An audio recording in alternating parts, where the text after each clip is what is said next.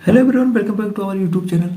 आज हम केमिस्ट्री के 40 क्वेश्चन लेके आए हैं। इन क्वेश्चन को आप कर लेते हैं तो आपके मैक्सिमम चीज़ें क्लियर भी हो जाएंगी और मैक्सिमम क्वेश्चन सही करने के एग्जाम में प्रोबेबिलिटी भी बढ़ जाएगी। ठीक है, तो इन क्वेश्चन को आप जरूर एकदम ध्यान से देखिएगा। इसमें कई सारी चीज़ें जो मैं एक्सप्लेन भी करूँगा साथ साथ से। ठीक है, तो चलिए ये देरी ना करते हुए स्टार्ट कर लें। पहला क्वेश्चन क्या है, पहला क्वेश्चन की तरफ चलते हैं। सबसे पहले देखिए, पहला, दही का जमना किस प्रकार का परिवर्तन है। तो काफी आसान क्वेश्चन है, लेकिन काफी बार एग्जाम में पूछा गया। दही का जमना किस प्रकार का परिवर्तन है। ठीक है, चलिए ऑप्शन देख लेते हैं। भौतिक परिवर्तन, रासायनिक परिवर्तन, ए और बी दोनों। ऐसा नहीं है, ये तो हो नहीं सकता। तो दही का जमना जो है रासायनिक परिवर्तन है।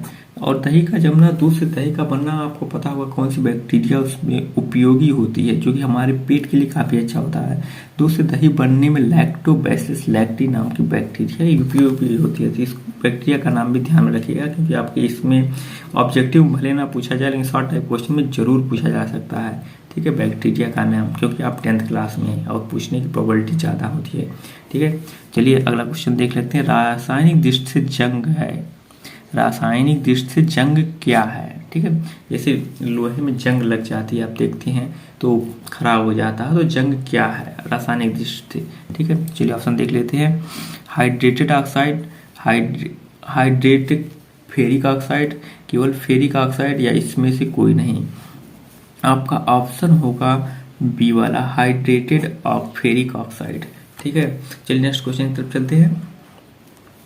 लोहे पर जंग लगना किस प्रकार की क्रिया है। लोहे पर जंग लगना किस प्रकार की क्रिया है, चलिए देख लेते हैं। ऑप्शंस, ऑक्सीकरण, अपचयन, ऑक्सीकरण अपचयन दोनों, इनमें से कोई नहीं। आपका आंसर जो होगा ऑक्सीकरण होगा, पहला वाला आंसर होगा। ठीक है, चलिए नेक्स्ट क्वेश्चन की तरफ चलते हैं। लेड नाइट्रेट का रासायनिक सूत्र। ऑब्जेक्टिव क्वेश्चन और शॉर्ट टाइम क्वेश्चन में फार्मूले पूछे जाने की प्रोबेबिलिटी बहुत ज़्यादा होती है, और फार्मूले अक्सर पूछे जाते हैं ऑब्जेक्टिव क्वेश्चन में और शॉर्ट टाइप क्वेश्चन में। ठीक है, तो और आप लॉन्ग टाइप क्वेश्चन जब भी लिख रहे हो तो उसमें अगर आपको फार्मूला याद है तो फार्मूला जरूर लिखिए, क्योंकि उसमें नंबर तो ज़्यादा मिलता है। तो ठीक है, चलिए देखते हैं, ऑप्शन देख लेते हैं। Lead nitrite, PbNO3 whole twice. इसको जो कोष्टक के बाहर अगर 2 लिखा है तो होल ट्वाइस इसको पढ़ते हैं, और 3 लिखा है तो होल थ्राइस पढ़ते हैं। ठीक है, एक 10th क्लास में जो लोग होते हैं, जो बच्चे, उनको पता नहीं होती इससे अच्छी नहीं। अगला PbNO2 होल ट्वाइस या PbO। तो आपका आंसर जो होगा यहाँ पे PbNO3 का होल ट्वाइस, लेड नाइट्रेट का फार्मूला ए वाला होगा, सेकेंड वाला। ठीक है, चलिए नेक्स्ट क्वेश्चन की तरफ चलते हैं। 1 बिलियन का पीएच मान 3 है, ये बिलियन है, मतलब यहाँ पे पूछ रहा है कि किसी बिलियन का मान पीएच जो है वो 3 है। 3 है तो आप जानते होंगे, अगर 7 से कम है तो बिलियन अम्लीय होगा, 7 से ज़्यादा है तो क्षारीय होगा, और 7 है तो उदासीन होगा।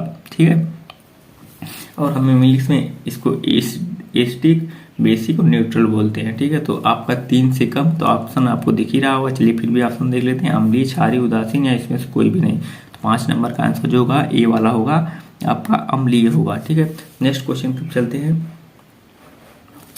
शुद्ध जल का पीएच मान, शुद्ध जल का क्या होता है, ये तो सबको भी पता होगा। ठीक है, तो इसमें आपका आंसर दिख रहा है, लेकिन फिर भी ऑप्शन पढ़ लेते हैं। ए 0, 1, 7 या 14। तो आपका आंसर जो होगा 6 नंबर का तीसरा, 7, जो उदासीन या न्यूट्रल होता है। ठीक है, चलिए नेक्स्ट क्वेश्चन की तरफ चलते हैं। अगला क्वेश्चन देख लेते हैं, 7 नंबर। निम्नलिखित यौगिकों में से अम्लीय लवण कौन सा है।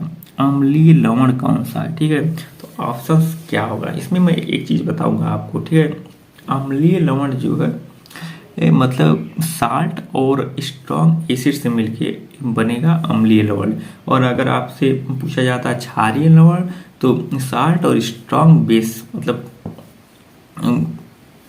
स्ट्रॉन्ग बेस से मिलके वो बनेगा क्षारीय लवण। तो यहाँ पहले ऑप्शन देख लेते हैं। ठीक है, NaCl, ये तो लवण या साल्ट ही है, तो ये नहीं हो सकता। NaHSO4, फिर उसके बाद Na2SO4 या KCN है, पोटेशियम साइनाइड।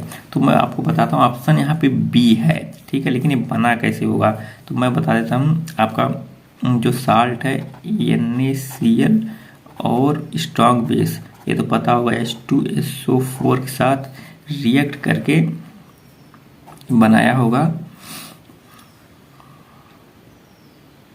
HCl और प्लस बनाया होगा NaHSO4। ठीक है, तो आपका यहाँ पे हो गया आपका अम्लीय लवण। ठीक है, ऑप्शन बी वाला करेक्ट होगा। चलिए नेक्स्ट क्वेश्चन तक चलते हैं। क्वेश्चन नंबर 8, सल्फ्यूरिक अम्ल में अम्लीय हाइड्रोजन परमाणुओं की संख्या, अम्लीय हाइड्रोजन परमाणुओं की संख्या। ठीक है, चलिए ऑप्शन देख लेते हैं। यहाँ पे पहला 2, 1 या 3 या 0, तो इसका आंसर जो होगा दूसरा वाला होगा 1 होगा। ठीक है, तो नेक्स्ट क्वेश्चन तक चलते हैं। अम्लीय बिलियन का पीएच मान, अम्लीय बिलियन का पीएच मान तो आप जान लीजिए 7 से कम ही होगा। तो ऑप्शन देख लेते हैं। 7 7 से कम, 7 से अधिक या 0 7 से कम होगा। 9 नंबर का दूसरा ऑप्शन आपका सही होगा। चलिए नेक्स्ट क्वेश्चन की तरफ चलते हैं। जल को जीवाणु रहित बनाने के लिए उपयोगी पदार्थ, जल को जीवाणु रहित बनाने के लिए, जैसे कि आप देखते हैं कि बड़े बड़े शहरों में पानी की टंकियाँ लगी होती हैं, तो उसमें पानी भरने के बाद उसमें कुछ मिलाया जाता है जिससे कि कोई भी जीवाणु अगर आ गया हो तो वो मर जाए उसमें। तो चलिए आंसर क्या होगा इसका देख लेते हैं। पहले ऑप्शन देखेंगे। ए धावन सोडा है, बी बेकिंग सोडा है, सी फिटकरी है और डी विरंजक चूड़ है। तो इसका आंसर जो होगा वो डी वाला विरंजक चूड़ होगा। लेकिन इसका फार्मूला क्या आपको पता है? ये मैं बता देता हूँ आपको, इन सबका बता देता हूँ क्योंकि एग्जाम में पूछे जाने की प्रोबेबिलिटी बहुत ज़्यादा है, ये ऐसे हमेशा नहीं पूछा जाता है। तो विरंजक जोड़ को कैल्शियम ऑक्सीऑक्साइड बोलते हैं। तो इसका फार्मूला जो होगा CaClO का होल ट्वाइस होगा। और फिटकरी का आपको पता ही होगा पोटासियम होता है, मैं वैसे ही बोल देता हूँ K2SO4 Al2SO4 का होल ट्वाइस 24H2O होगा। और बेकिंग सोडा को सोडियम बाइकार्बोनेट बोलते हैं, NaHCO3 होगा। और धावन सोडा को सोडियम कार्बोनेट बोलते हैं, Na2CO3 होगा। ठीक है, चलिए नेक्स्ट क्वेश्चन चलते हैं। क्वेश्चन नंबर 11, बहते हुए रक्त को रोकने के लिए उपयोगी यौगिक है। मतलब रक्त को, मतलब खून अगर बह रहा, कहीं कट लग गया है, खून बह रहा तो तुरंत आप रोकना चाहते हैं तो इसमें से क्या लगा लें कि घर पे अक्सर मिल जाता है, जल्दी से खून रुक जाए। तो चलिए ऑप्शन देख लेते हैं। खाने का सोडा, नवसाधर, धावन सोडा या फिटकरी। तो आंसर आपका होगा डी वाला फिटकरी। आपके घर में जैसे नहीं देखते होंगे, नाई के पास जाते हैं दाढ़ी बनवाने के बाद तो दाढ़ी पे फिटकरी लगा देता है, तो वो ब्लड व्लड निकल रहा होता है तो वो बंद हो जाता है। ठीक है, चलिए नेक्स्ट क्वेश्चन की तरफ चलते हैं। नवसाधर का रासायनिक सूत्र, नवसाधर का केमिकल फार्मूला क्या होता है? ठीक है, चलिए आंसर देख लेते हैं। पहले ऑप्शन देख लेते हैं। NaCl sodium chloride, Na2SO4 sodium carbonate, Na2SO4 NaCO3 sodium carbonate है, Na2SO4 सोडियम सल्फेट है और NaH4Cl अमोनियम क्लोराइड। तो ऑप्शन जो होगा नवसाधर का आपका यही होगा, अमोनियम क्लोराइड इसको बोलते हैं। इसका जो केमिकल फार्मूले के साथ इसका याद रखिएगा। ठीक है, केमिकल फार्मूला जरूर याद रखिएगा, अगर पूछा जाता है एग्जाम में केमिकल फार्मूला जरूर लिखिएगा। चलिए नेक्स्ट क्वेश्चन की तरफ चलते हैं। सोडियम कार्बोनेट का जलीय विलयन होता है, सोडियम कार्बोनेट का जलीय विलयन, तो चलिए देख लेते हैं। ऑप्शन दुर्बल अम्लीय, प्रबल अम्लीय या क्षारीय। तो आपका आंसर जो होगा वो प्रबल अम्लीय होगा। ठीक है, चलिए नेक्स्ट क्वेश्चन की तरफ चलते हैं। धावन सोडा का रासायनिक सूत्र, धावन सोडा का रासायनिक सूत्र क्या होगा? आपको आंसर दिख रहा हो क्योंकि धावन सोडा का सूत्र सबको मैक्सिमम लोगों को याद रहता है, हमेशा याद रहता है। तो पहला है Na2CO3 10H2O या NaCO3 या NaCl या COCl2। तो आंसर आपका पहला वाला ही होगा। ठीक है, इसका मोस्ट अप्रोप्रिएट धावन सोडा आपने ऊपर भी देखा होगा क्वेश्चन नंबर 10 में, लेकिन मोस्ट अप्रोप्रिएट आंसर जो होता है वो ये वाला होता है Na2CO3 10H2। अगर पूछा जाता है तो आप यही लिखेंगे धावन सोडा के लिए। ठीक है, ना कि केवल Na2CO3 लिख के छोड़ देंगे, वो आपको गलत हो जाएगा। चलिए नेक्स्ट क्वेश्चन की तरफ चलते हैं। एस्टिक अम्ल एक दुर्बल अम्ल है क्योंकि, एस्टिक अम्ल एक दुर्बल अम्ल मतलब वीक एसिड है, क्यों? चलिए देख लेते हैं आंसर। इसमें पानी की मात्रा अधिक होती है, इसमें आयनायन की मात्रा कम होती है, ये एक कार्बनिक अम्ल है, यह एक अकार्बनिक अम्ल। जिसका जो आंसर होगा दूसरा वाला होता है। इसमें आयनायन की मात्रा कम होती है, इस वजह से ये वीक एसिड होता है। चलिए नेक्स्ट क्वेश्चन की तरफ चलते हैं। क्वेश्चन नंबर 16 है, एंटीमनी है। एंटीमनी ऑप्शन देख लेते हैं। उपधातु, अधातु, धातु है, अक्रिय गैस। तो इसका आंसर जो होगा वो उपधातु। और मैं पीरियोडिक टेबल आपने पढ़ रखा होगा, नहीं पढ़ रखा हो तो एक बार आप मुझे कमेंट करके जरूर बताइए। पीरियोडिक टेबल बहुत अच्छे से बता दूंगा।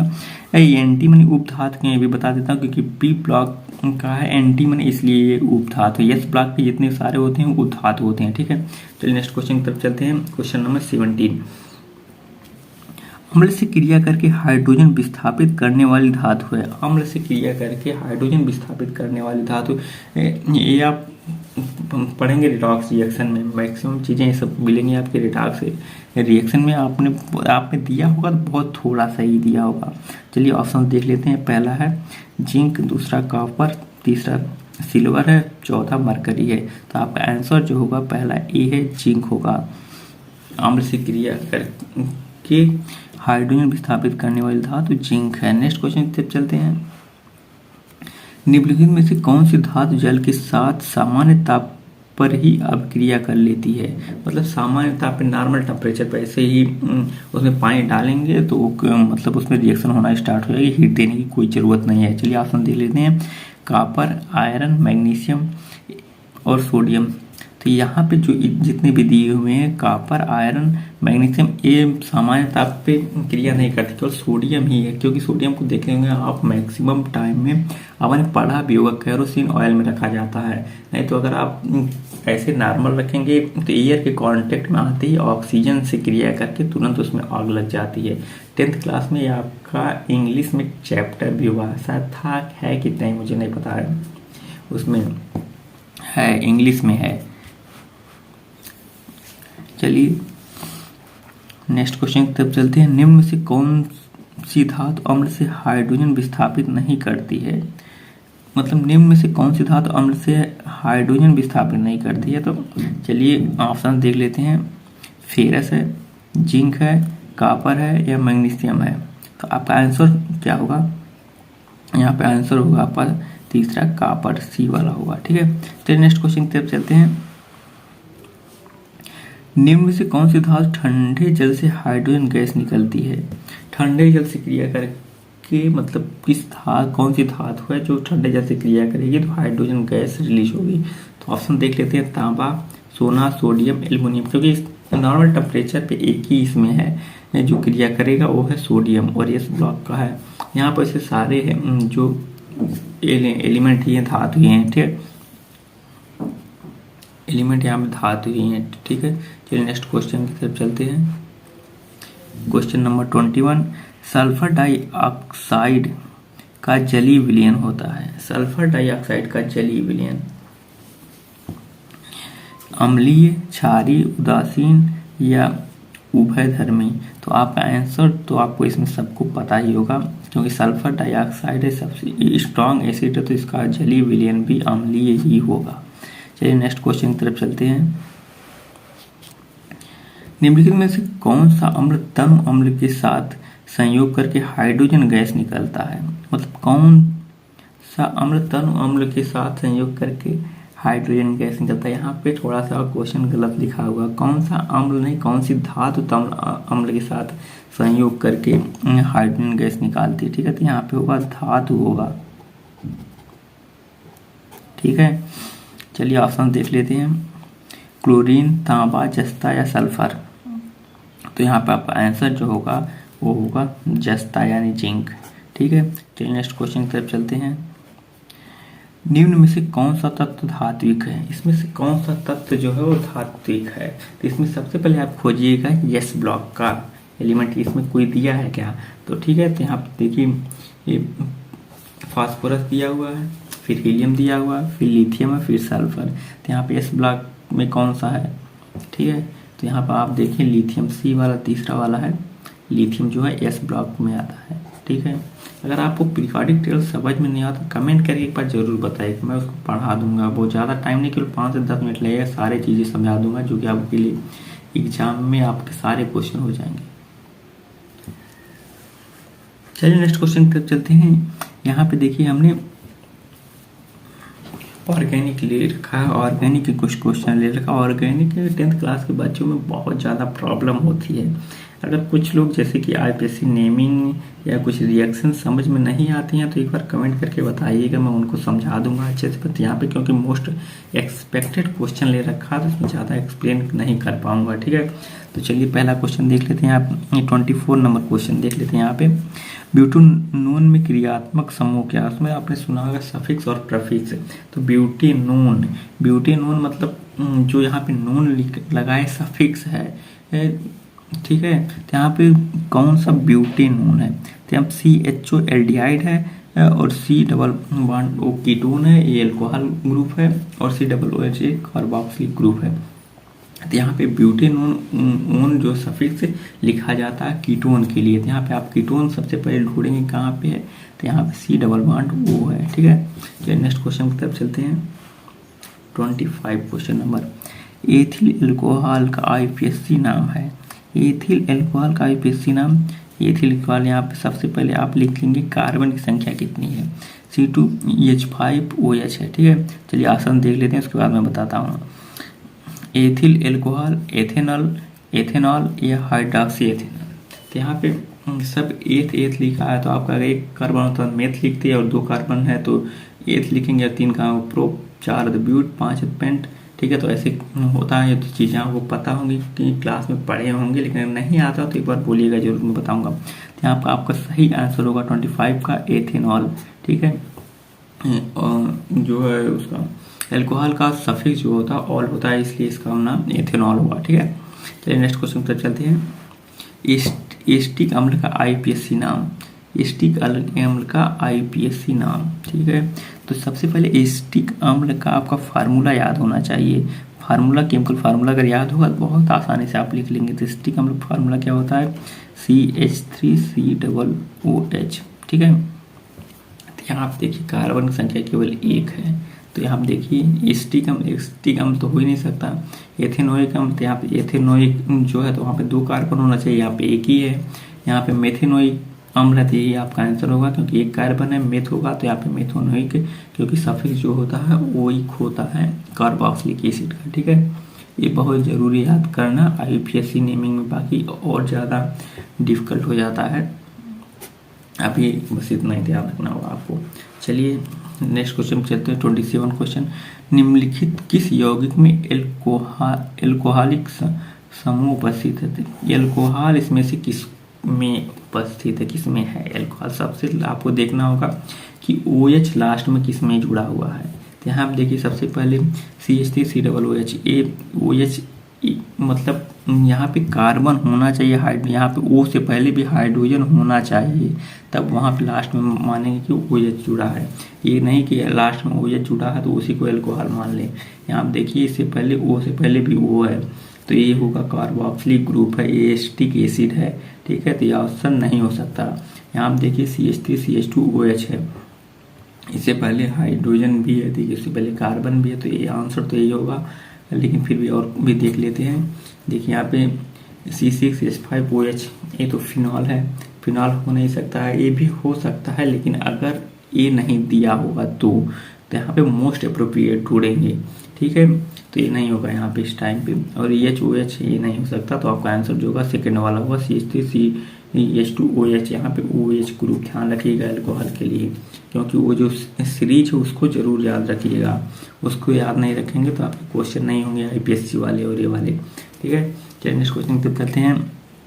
निम्न में सजातीय युग्म है। सजातीय युग्म का मतलब होता है कि भौतिक और रासायनिक क्रियाएं जिसमें मतलब सेम हो वो सजातीय युग्म होगा। तो सबसे चलिए देखते हैं, यहाँ पे पहले ऑप्शन देख लेते हैं। यहाँ आप देख रखा है मेथेन देख रखा दिया, एथेन दे रखा है, इथिन दे रखा है, CH4 C2H4 यहाँ पे। उसके बाद फिर अलग अलग ग्रुप है। यहाँ पे देखिए 1 कार्बन, यहाँ पे 2 कार्बन, ये तो हो ही नहीं सकता। और यहाँ पे देखिए यहाँ पे एल्कोहल और एल्डिहाइड, ये भी नहीं हो सकता है। यहाँ पे एल्डिहाइड है और यहाँ पे भी एल्डिहाइड है, ग्रुप सेम होना चाहिए, ठीक है। यहाँ पे भी एल्डिहाइड, यहाँ पे भी एल्डिहाइड, ये हो सकता है। और भी देख लेते हैं। यहाँ पे एल्कोहल है, नहीं यहाँ पे अल्कोहल और यहाँ पे कीटोन है, ये नहीं हो सकता। आपका आंसर जो होगा ये होगा, क्योंकि यहाँ पे भी एल्डिहाइड और यहाँ पे भी एल्डिहाइड, सेम ग्रुप देखिएगा, ठीक है, सेम ग्रुप देखेंगे तो आपका आंसर सही हो जाएगा। तो आंसर होगा आपका तीसरा वाला। नेक्स्ट क्वेश्चन की तरफ चलते हैं। एसीटोन का आईयूपीएसी नाम। एसीटोन सबसे पहले इसमें गिनिएगा आप नंबर ऑफ कार्बन। इस तरह से नहीं गिन पाते तो इसको मतलब एप्रोप्रिएट मतलब कैसे लिखा जाता है क्लास में अगर पढ़ रखा हो तो पढ़ लो, नहीं अगर आता तो एक बार बताइएगा जरूर, आईयूपीएसी हम पढ़ा देंगे, ठीक है। सबसे पहले कार्बन को अलग अलग कर लीजिए, ठीक है। सबसे पहले वाले कार्बन पे 3H होता है और यहाँ पे भी 3H होता है, ठीक है। तो एक कीटो ग्रुप लगा, कीटोन इसको ऐसे लिखते हैं, 3H होता है यहाँ पे, ठीक है, CH3 होता है। तो आप नंबरिंग किसी भी साइड से कर सकते हैं, इधर से भी कर सकते हैं इसमें और इधर से भी कर सकते हैं, तो सेम ही नंबर सेकंड नंबर पे कीटो ग्रुप आता है, ठीक है। तो यहाँ पे होगा क्या, प्रोपेनोन होगा। तो ऑप्शन आपका जो करेक्ट होगा 29 का वो दूसरा वाला होगा, लेकिन सारे हम देख लेते हैं। ब्यूटेनोन ये तो नहीं हो सकता क्योंकि ब्यूट है नहीं, 4 कार्बन था, इन 3 ही कार्बन है तो ब्यूट होगा। प्रोप होगा, ब्यूट हो ही नहीं सकता, तो प्रोपेनोन आंसर तो ये होगा। फिर ब्यूटेनोन ये तो होगा नहीं और प्रोपेनल ये भी नहीं होगा, तो आंसर जो होगा आपका सेकेंड वाला होगा प्रोपेनोन, ठीक है। तो नेक्स्ट क्वेश्चन की तरफ चलते हैं। क्वेश्चन नंबर 30, एस्टल्डिहाइड का आईयूपीएसी नाम। एस्टल्डिहाइड, एस्टल्डिहाइड, ठीक है। एस्टल्डिहाइड का सबसे पहले आपका केमिकल फार्मूला आना चाहिए, तभी आप आईयूपीएसी नेम उसका लिख सकते हैं, एस्टल्डिहाइड। तो इसका जो फार्मूला होगा यहाँ पे C2H5CHO। अब यहाँ पे कार्बन कितना है, 2, उसके बाद आपको सफिक्स याद होना चाहिए, ठीक है। चलिए आसान देख लेते हैं, एथेनॉल, एथेनल, एथीन या एथाइन। तो आपका आंसर जो होगा ए वाला होगा, एथेनल, ठीक है। चलिए नेक्स्ट क्वेश्चन की तरफ चलते हैं। प्रोपेनल में क्रियात्मक समूह, प्रोपेनल में सफिक्स क्या होगा ये पूछ रहा है यहाँ पे। प्रोपेनल का क्रियात्मक समूह, ठीक है, एल्डिहाइड होगा या कीटो होगा या अल्कोहल होगा या कार्बोक्सिलिक होगा। तो प्रोपेनल, प्रोपेनल में जो होगा वो एल्डिहाइड ग्रुप होगा, ठीक है। तो आपका यहाँ पे CHO होगा।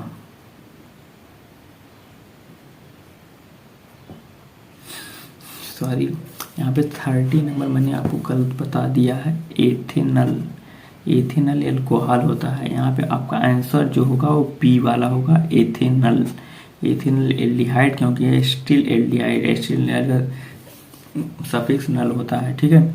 तो आपका होगा आंसर दूसरा वाला होगा यहाँ पे 30 का। सॉरी इसको मैंने देखा नहीं ठीक से, ठीक है। चलिए अगला क्वेश्चन देख लेते हैं। निम्नलिखित में एल्काइन का सूत्र है।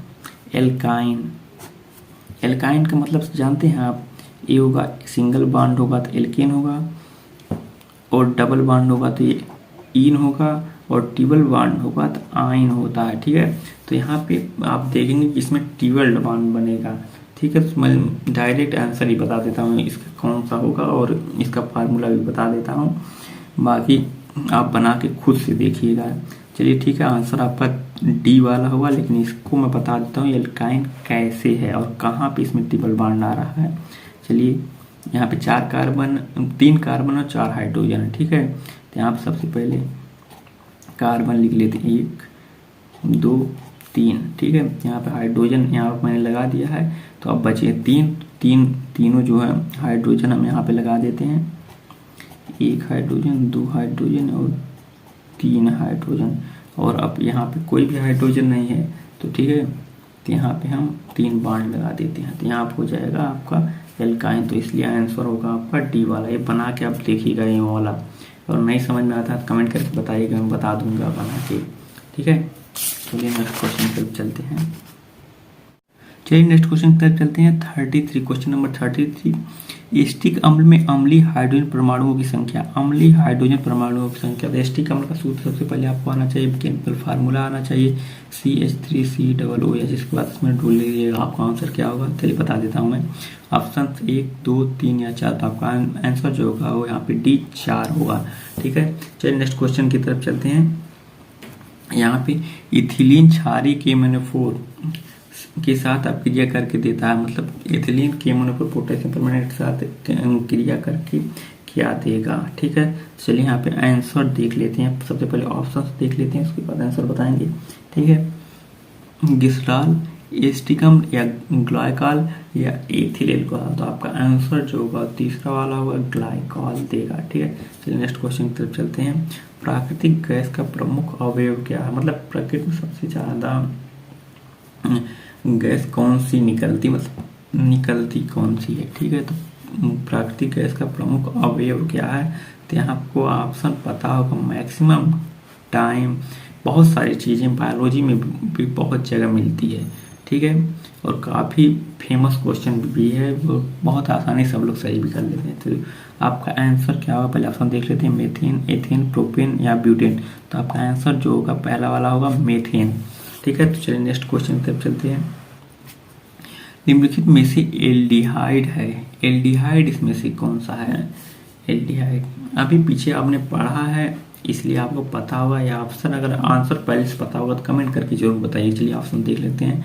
मेथेनॉल, मेथेनल, एथेनॉल या एथेन। तो आपका आंसर होगा 36 का जो आंसर होगा दूसरा होगा मेथेनल। अभी पीछे भी बताया था, एक क्वेश्चन गलती भी हो गई थी। ठीक है, तो उसमें कहीं भी अगर गलती हो जाती है तो वहाँ पे क्वेश्चन के आंसर के याद रहने की प्रोबेबिलिटी बहुत ज़्यादा रहती है। ठीक है, चलिए नेक्स्ट क्वेश्चन तक चलते हैं। लिथियम विकर्ण संबंध दर्शाता है। विकर्ण मतलब होता है डायगोनल रिलेशनशिप। डायगोनल रिलेशन का मतलब होता है तिर्यक। पीरियोडिक टेबल पढ़ेंगे तो उसमें आपको पता चलेगा कि डायगोनल रिलेशनशिप कौन कौन से एलिमेंट्स शो करते हैं। डायगोनल रिलेशनशिप एस ब्लॉक का और पी ब्लॉक का दोनों शो करता है। एस ब्लॉक में लिथियम मैग्नीशियम के साथ और बेरिलियम एल्यूमिनियम के साथ शो करता है। ठीक है, अगर आपको पीरियोडिक टेबल एक बार मैं फिर बोलता हूँ नहीं समझ में आती तो एक बार बोलिएगा, और उसमें 1 से लेकर 30 एलिमेंट तक जो है उनका एटॉमिक नंबर और एटॉमिक मास दोनों याद कर लीजिएगा। इसमें आपको हाइब्रिडाइजेशन में भी काफ़ी मदद मिलेगी और आगे भी 12th में भी काफ़ी काम आएगा। तो इसलिए 1 से 30 तक याद जरूर कर लीजिएगा। तो यहाँ आप देख लेते हैं लिथियम साथ डायगोनल रिलेशनशिप कौन सा होता है, उसको मैंने बता ही दिया है। मैग्नीशियम तो फिर आसान देख लेते हैं। सोडियम के साथ, पोटेशियम के साथ, एल्यूमिनियम के साथ या मैग्नीशियम का। लिथियम जो है मैग्नीशियम के साथ डायगोनल रिलेशनशिप शो करता है। ठीक है, चलिए नेक्स्ट क्वेश्चन की तरफ चलते हैं।